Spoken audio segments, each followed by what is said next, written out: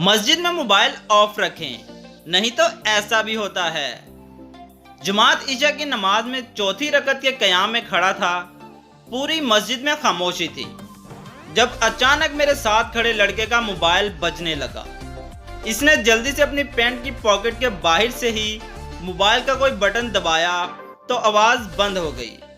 जब हम तशद्दुद में बैठे तो इस लड़के को एहसास हुआ कि मोबाइल से किसी की हल्की हल्की आवाज़ आ रही थी।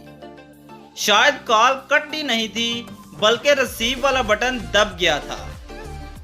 इसने तशद्दुद में बैठे बैठे ही कॉल काटने के लिए कोई बटन दबाया, मगर फूटी किस्मत के स्पीकर ऑन हो गया। मस्जिद में मुकम्मल खामोशी थी, इसलिए पूरी मस्जिद में मोबाइल के स्पीकर से आवाज आने लगी। हेलो जान, अभी तक नाराज हो?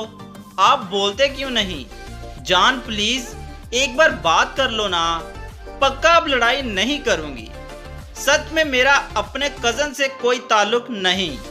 वो तो दुपट्टा पीको करवाने इसके साथ गई थी तो गोलगप्पे खा लिए जहां आपने देखा। जान प्लीज।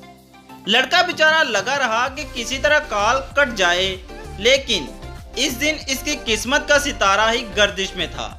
ना कॉल कटी और ना ही स्पीकर ऑफ हुआ और वो बंदी अपने जानू मानू शोनू धनिया पुदीना को मनाने में लगी रही।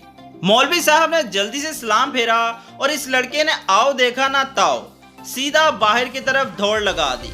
इसके पीछे इसके वालिद मोहतरम भी जूती पहनने की बजाय हाथ में पकड़कर दौड़ लगा दी।